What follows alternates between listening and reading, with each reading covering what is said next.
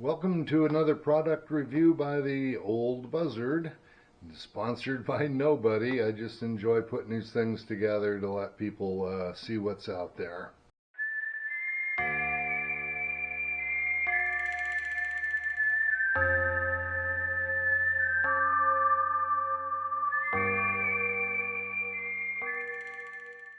Welcome to an Old Buzzard product review.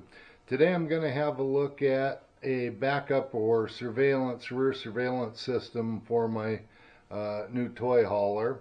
After researching a ton, I picked a Chinese variety by the name of Yakry. Yakry in this particular case is a 1080p system with 2 cameras and a bunch of toys that go with it. So stay tuned. We'll have a look here very shortly. Well, my bench is a mess. You'll have to forgive me for that, but this is pretty much the way it comes out of the box. I actually already had it all out and hooked up for a test, but then I thought, maybe I better make a video of this. So I kind of put things back together to show you how it goes. But there's the 7-inch monitor, and there's real funny story, I think, about these things. You'll find these on Amazon and eBay and all that, that all look very, very similar, and all have very, very similar specifications. The advertising and all the literature that is in the ad looks different, and it uses different verbiage. But if you have a real close look at the commands and whatnot on the monitor here, you'll find that, especially after looking at the YouTube installation videos, there's about 4 different brands that all seem to be done in the same warehouse or the same shop, and pretty much by the same people. But they almost always use a monitor with no brand name on it. So I think you really got to watch. In fact, it was funny, the UPS guy pulled up when he delivered this, and I said, yeah, it should be a backup camera in there. And I looked up at his rig, and he's got a backup camera. And guess what? He has one with the exact same commands and writing and everything on it, except his does not have a label on it. And that's what the setup videos, that was my first clue with the setup videos. None of the videos for the 4 or 5 manufacturers that you'll find on, like I say, Amazon or eBay, when you go to their YouTube setup videos, they use a monitor with no brand. So I picked this one because it was the least expensive to begin with, knowing that it was the same as the other 4, and it was only like $20 cheaper than the others. But it also had an Amazon coupon with it, and I don't really remember exactly the dollar figures. I guess I could look those up if anybody's interested.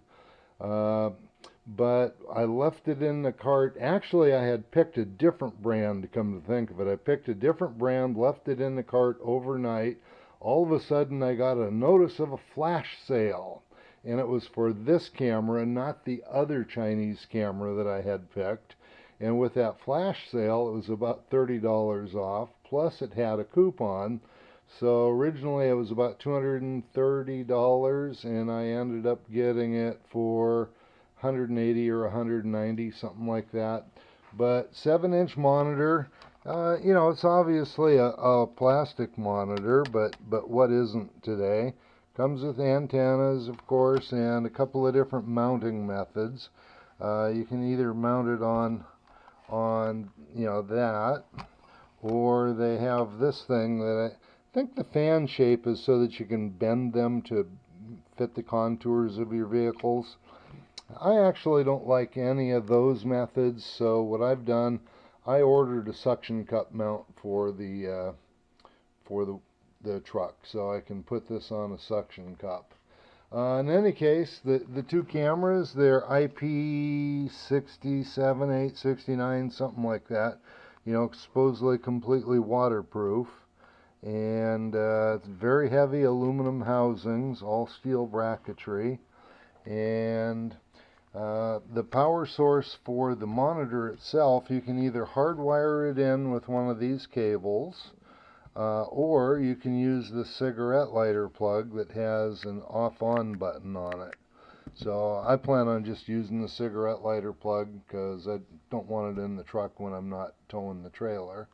Comes with some funky connectors that I prefer not to use on any of my stuff, but since I'm using the cigarette lighter plug for that, and I will use the Furrion Adapter. Most brand new trailers today, they come with they're pre-wired for a backup camera, and they want you to buy the Furrion brand, so they're all prepped and wired for the Furrion.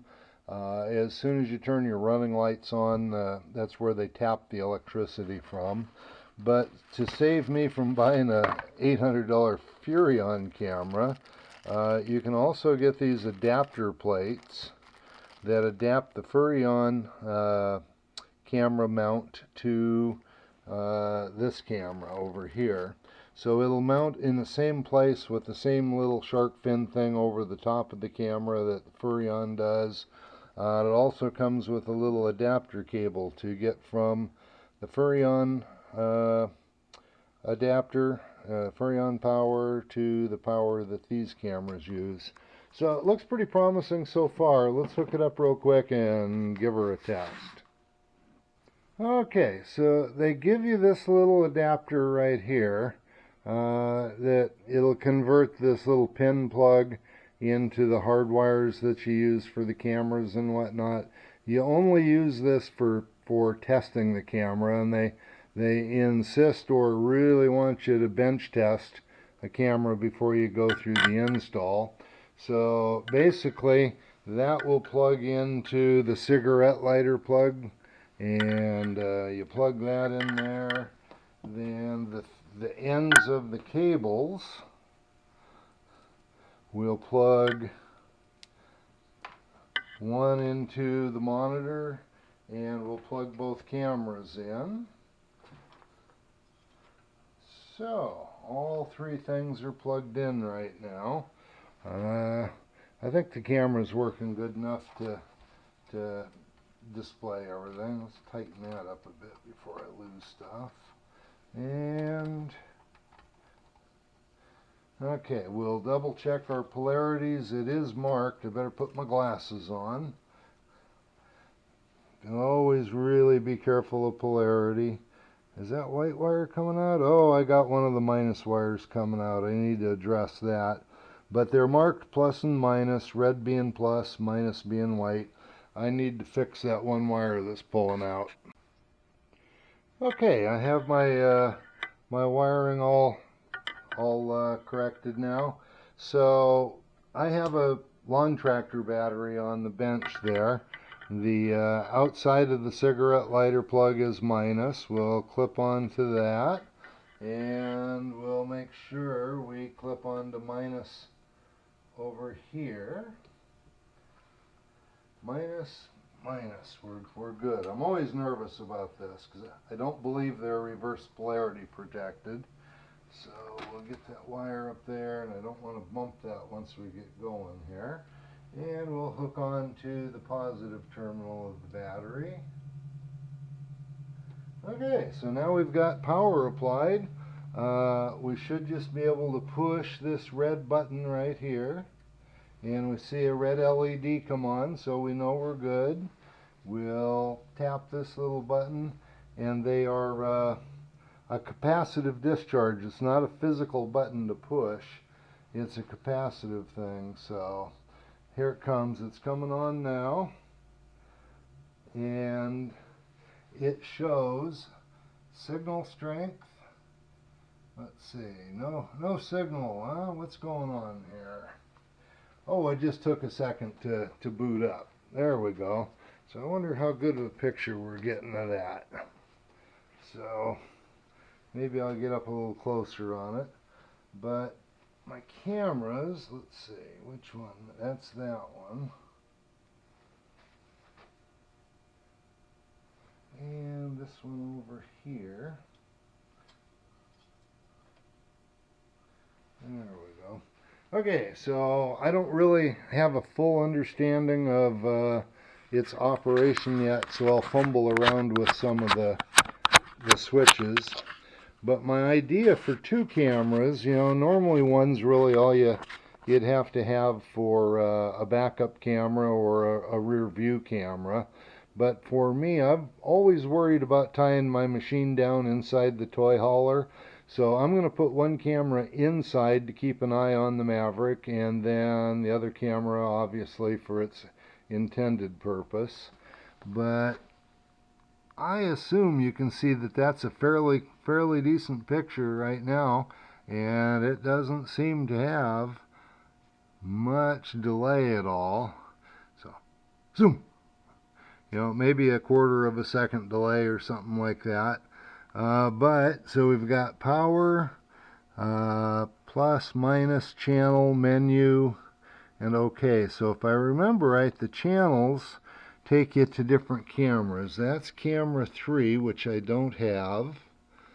So hit channel again. Channel 4, which I don't have. It'll take up to 4 cameras. So there is camera 1 with the backup guidance turned on. So I'll be able to turn that back on in a second. Now what happened? Oh, it went to camera 3 for some reason. There we go, back to camera 1. I'll keep my finger away from it this time.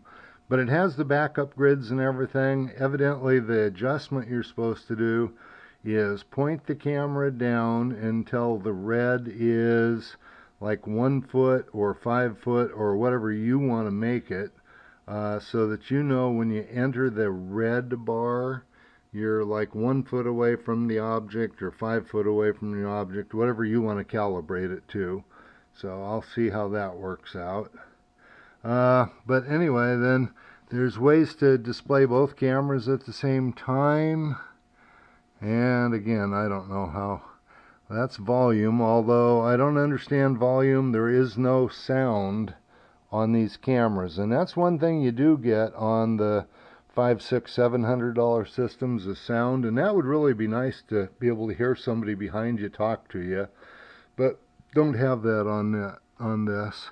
So yeah, that sound up, sound down. The channel we've looked at. V. What's V?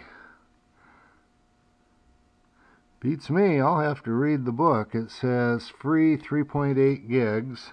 And that's another thing. This thing does record. You can make it just record until it's full or record in a loop. I've got it set up for recording in a loop now. All I had spare was a little 8 gig SD card. You open up this little compartment right here, and an SD card fits in it. So that's just kind of a quick, yeah, oh, maybe you can play the SD card from here. Heck, I don't know. Push OK. Nope, I have no idea. I'll have to read up on that. But, yeah, I'm kind of surprised I'm not getting... There's a menu system for it. So there's pairing, although it's paired right out of the box. If I get a third camera, I'll be able to put a third camera on it. So, and then picture controls. Let's see, you go left and right with plus and minus here. Picture controls, and then OK. So brightness and contrast and hue and volume. And back to menu and plus. Mirror and flip, so you can turn things upside down or have mirror or direct view. Mode. Let's go to mode. Maybe that's where the multi. Come on. There we go. Split 1, 2. I've got it turned off right now, so you don't get. See that one? You can do camera 1, 2, or camera 1 and 3, so on and so forth. Let's turn it on real quick.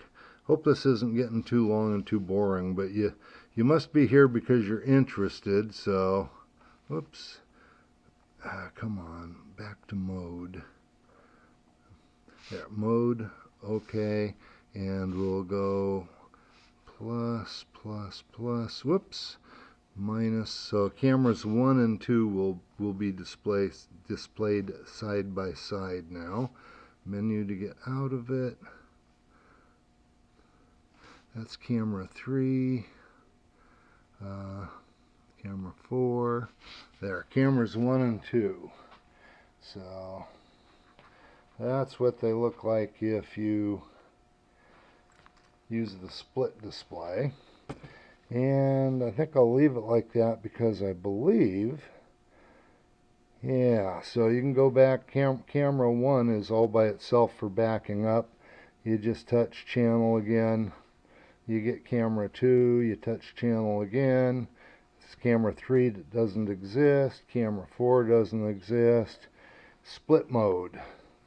And back to the backup camera or observation camera. I wonder if you could see all that the way I was just holding it. Anyway, that's the quick review. We're going to go down and install it now. See you a bit later. Okay, here's the behemoth I've got to work on. I'm going to put the backup cameras on this. And it's a Grand Designs Momentum 25G with the 2 slides and whatnot. I've told people before that this is my kids' inheritance. They just laugh at me, but I'm serious. But up on top, I'll get a closer look in a second, there's a Furrion pre-wired place for it to hook to. I'll show you that in just a second. I got to get my screwdrivers and whatnot. Okay, we're up top now looking at this Furrion mount, and looks like there's screw, screw, screw, screw. This plate comes off, and then there's an adapter plate that I have that goes back on, and the Furrion wiring should already be inside. Let's take it off and have a look. I'm one-handed camera operator, so I got to pause between every one. Okay, there's what it looks like with the adapter off. I know, or the plate off. I know it's all black, but yeah, it's funny. They use splices that I'd prefer not to see, but there's the power for the Furrion camera right there. We'll plug into that and put our little adapter plate up here. And so I got to go get that and figure it out now, the adapter plate. So there's the adapter plate popped into place. And, you know, I'm sorry you can't see it any better because of the, you know, black on white. I guess I could have bumped the exposure up a bit, but that's okay.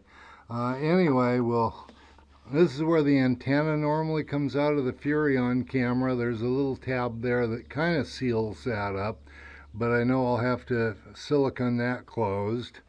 And then the camera, of course, it will mount. There we go. The camera will mount to that plate, and then the camera, of course, looks out the back here. Sorry, I keep wobbling around. Okay, well, I've pulled this piece off for 2 reasons. One, so I can epoxy that, or not epoxy, I can silicone that hole up, and I just can't imagine why you'd want to leave that open. But to put the bracket together, I think it'll make it a lot easier if I put the whole bracket together and then put that back on. So we'll see how that goes. Okay, I'm not too sure where I left off, but I have a confession to make, and you know, hope you guys will learn from my mistakes. But I had just about got this plate installed. I had to file down a little bit of it to make a real good fit with the Furrion camera enclosure. But I wasn't real happy with the strength of the screws that was going to hold the adapter plate onto it. So I went and I added a dab of Thread Locker Blue. In this case, it's the Permatex product. Thread Locker Blue to the screws that hold the plate on. And as soon as I did that, I remembered from 20 years ago, this stuff eats plastic like crazy. Within 10 minutes, it had crumbled all the screw holes out, makes little tiny crumbles of plastic from about a 1/4 inch radius all the way around every screw hole. And it has some kind of bizarre chemical reaction to do that, but it totally ruined the Furrion camera, whatever they call this thing. So just wanted to let you know, do not use any kind of a chemical thread locker on plastic. How embarrassing. That cost me 4 or 5 days, and I found this on brand new one on eBay for $15. There's not a whole lot of vendors of the Furrion products. There was some of them were available for like 30 or 39 bucks, and it's like, forget that. But a reputable vendor had this at 15 bucks and free shipping, so I went and got that. So anyway, that's where we are. I'm going to start mounting this mounting plate yet again onto that piece. So here's the plate, the adapter plate that's supplied by the camera folks, inserted into the Furrion camera housing. And this plate is, it's not manufactured to exactly the same dimensions or tolerances as the Furrion plastic. This corner up here needs to be shaved down a little bit. You don't want to push too hard on this plastic. It's not terribly rugged, and that corner is not fitting in there real well. It needs, well, you can kind of see the screw hole on here in the bottom left and the bottom right. Yeah, I'm not able to slide the adapter all the way down to the bottom, but I think screws will still go in it okay if I can find the right screws that won't break out the back of these things if I don't use any of that thread locker. In any case, a little more grinding and I think it'll fit in there just fine. Grinding on the top left of that plate. Okay, I trimmed a little more off. In fact, you can see where it's shiny there, where I've taken the paint off. Actually, I used the word grind a minute ago. I just took the file to it to knock it down a little bit. And I thought I had a really nice fit. It popped right up in there without any pushing or tugging. And then I found out the bottoms needed to be filed down just a little bit too in order for it to fit in. So then we put her in there. It's more one-handed camera work.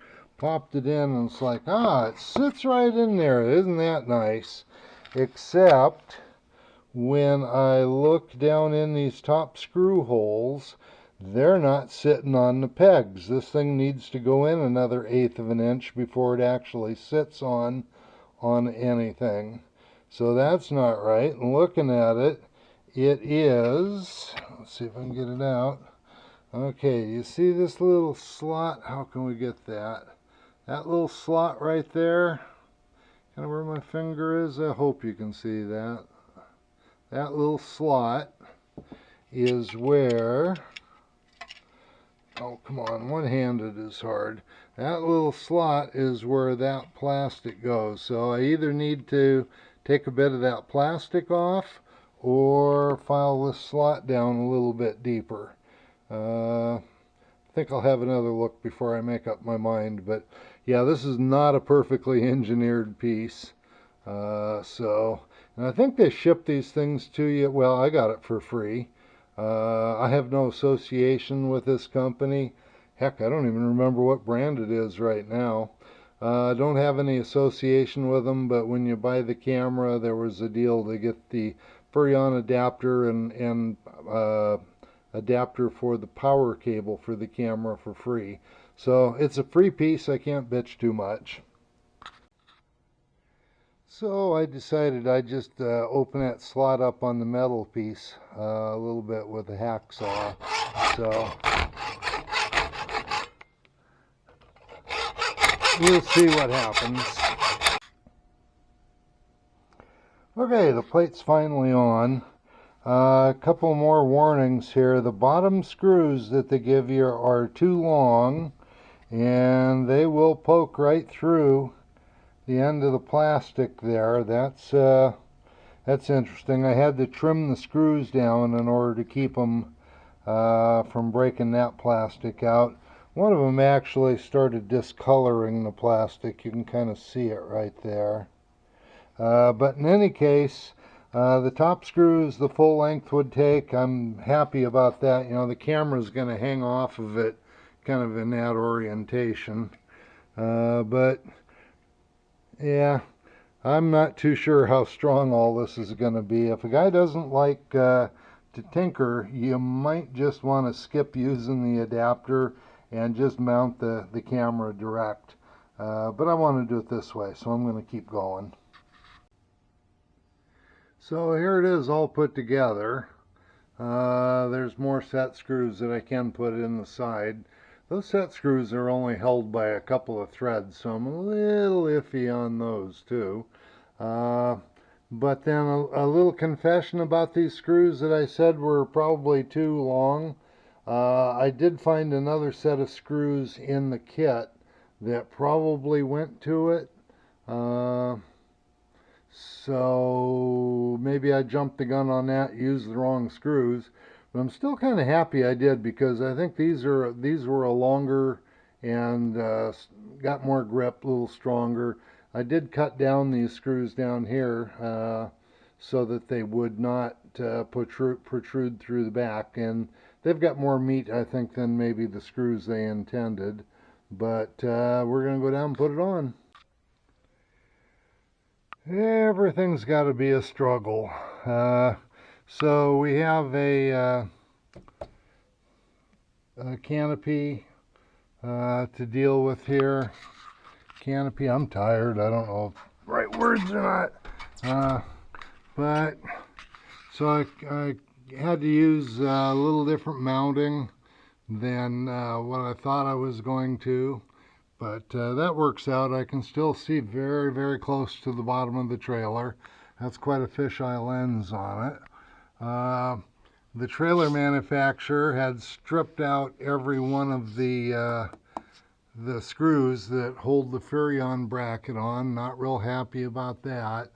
So I'm hoping it'll hold. I'll keep an eye on it. But I did run a bead of silicone all the way around it. When that stuff hardens up, that's probably what'll hold it on. I'm interested here with a washer and a lock washer. There's only about a thread and a half or maybe 2 threads that hold the camera. So you can't torque that down, and I think this is cast aluminum, so you got to be really careful with it. So it's a pity they didn't use just a millimeter or 2 longer screw there, but it's firm. It's all there. It's going to hold. And there's other things I can do. That I could put a drop of Loctite on, then it wouldn't come apart. But I need to get it out of the shop. I don't have hardly any room here to see how it's going to work, but heck, let's try. Okay, there's the way she looks up there. I assume you can see that.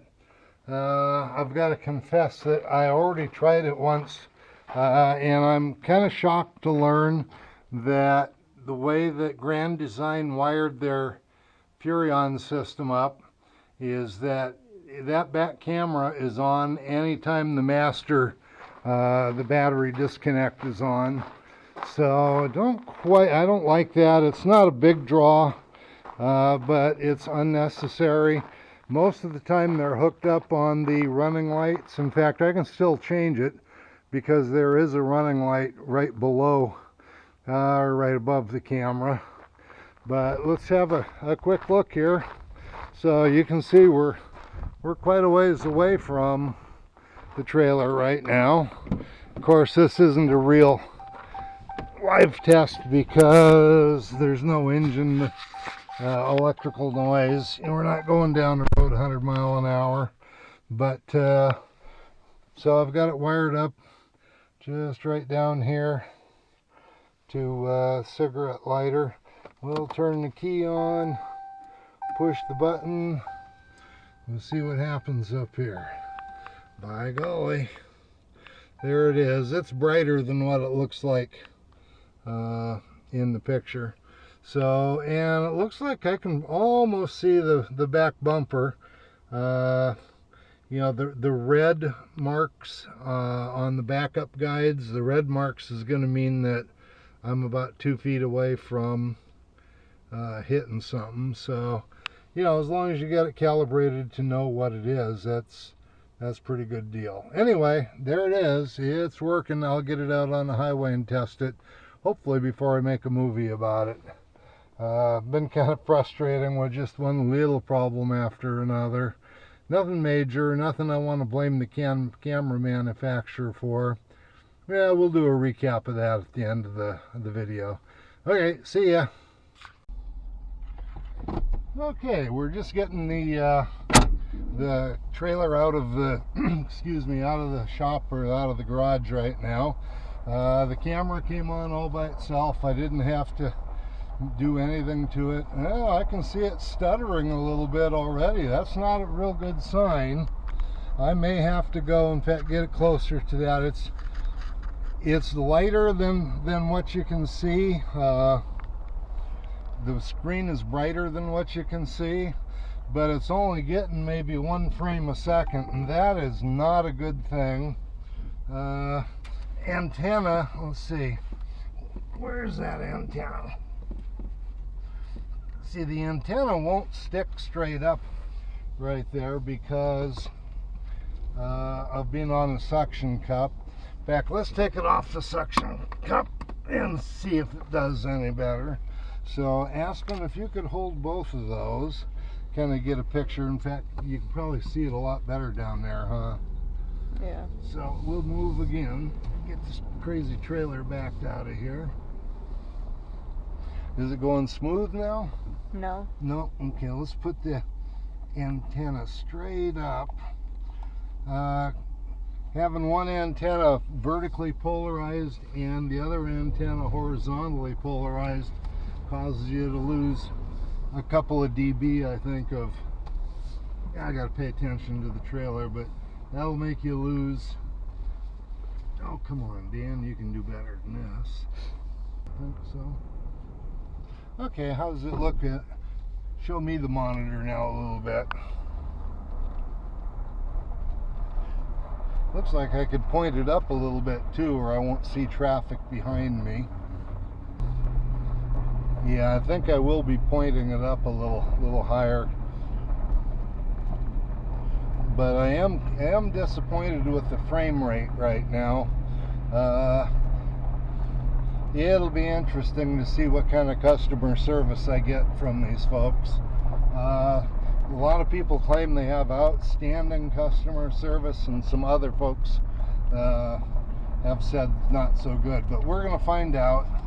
Anyway, so just another second here. We're at the top of my driveway. I got to focus now, and you can stop recording, Aspen. Thank you very much. And just for reference, it's not a real big trailer. 25-foot cabin, so 27 or 28 feet with the hitch. And then, of course, it's just the standard Ram 250 6.4-inch bed, so it's not the long bed either. And yeah, let's have a little look here what we got. So there goes the granddaughter. Bye-bye. So there's the camera, and yeah, I'll tip it up a little bit and we'll see what happens. But you see that the antenna angle there is not correct for the best operation either. These things really ought to have straight vertical polarization for both the transmitter and the receiver. So we probably lose 3 dB. 3 dB is half power. We probably lose 3 dB just from the way these antennas are polarized.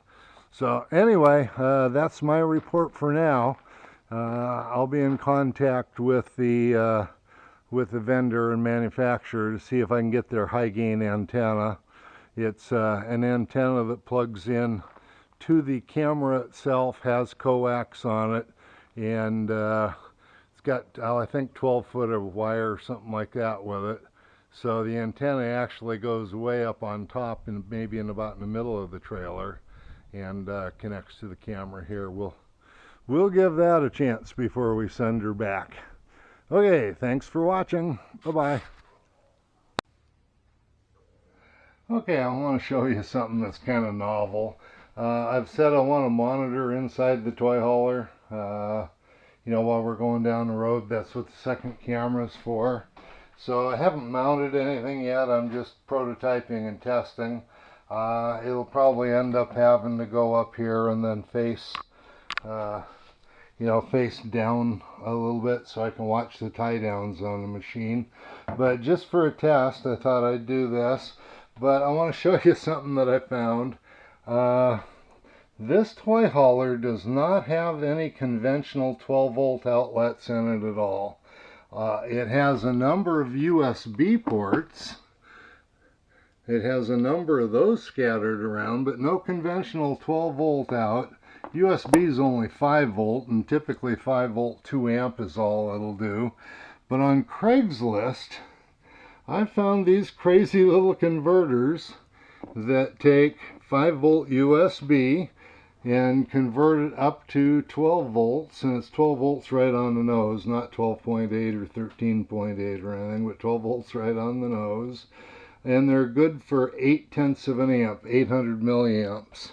Well, that's about what it takes to run one of these little cameras. The camera's probably a little less with the infrared off, maybe 500 or 600 milliamps, I don't know.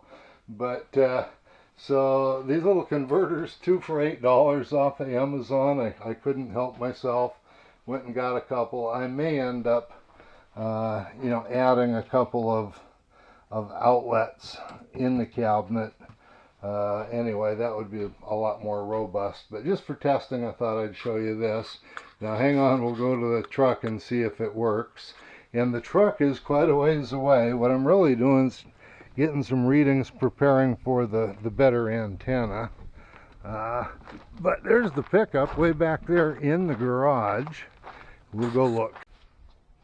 So again, I'm quite a ways away from the trailer. I would imagine that's at least 70 feet or maybe more. And we'll come in, and there's the keys. We'll turn the key on.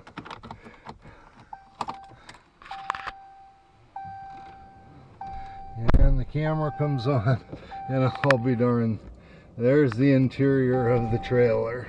It's not like every single year. Yeah, that was the car radio, sorry. So anyway, there's the tire pressure monitor doing its thing, and the camera. And if you hit channel here, so camera 3, there's nothing on it. Camera 4, there's nothing on it. And there's the dual monitor setup, so I can watch what the camera's doing on the back and inside at the same time.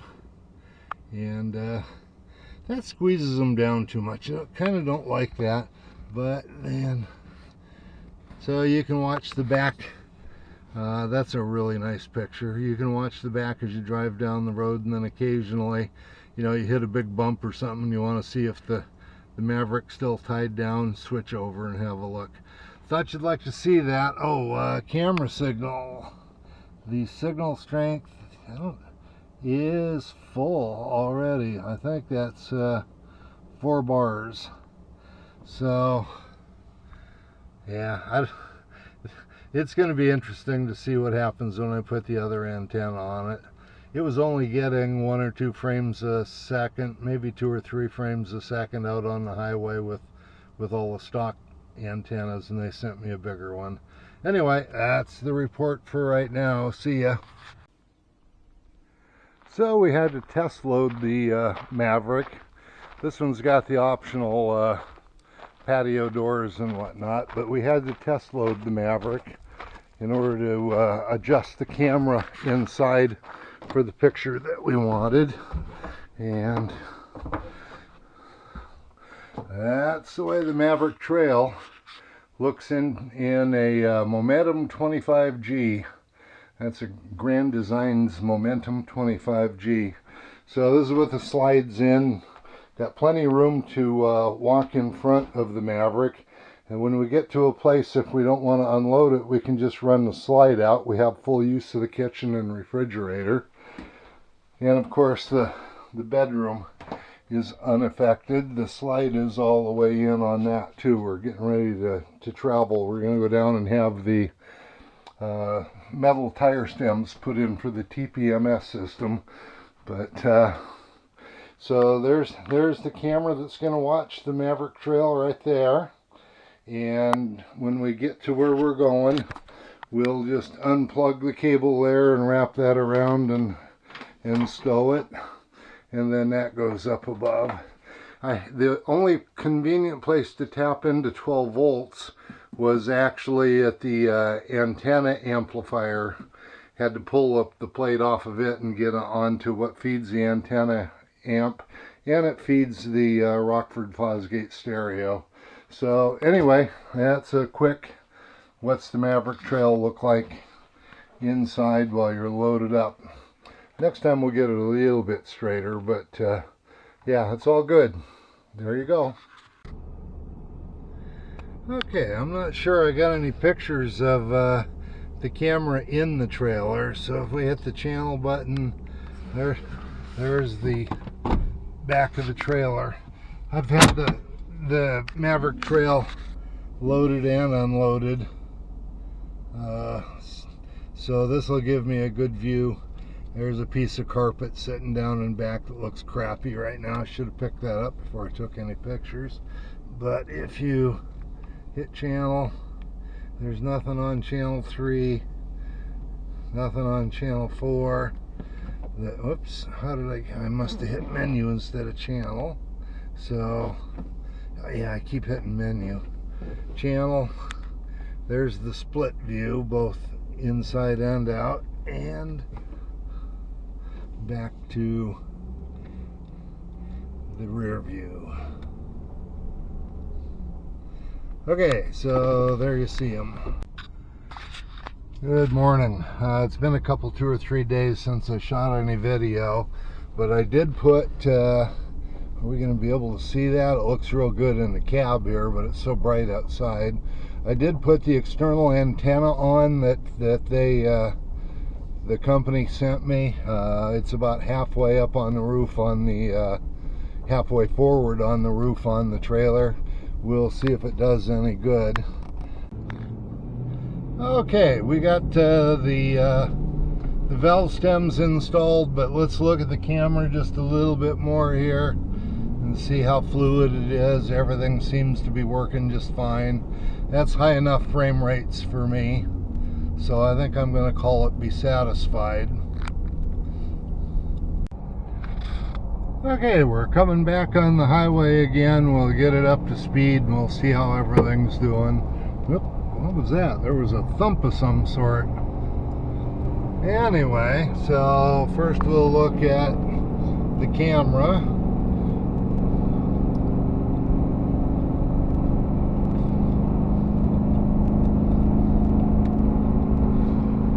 The TPMS.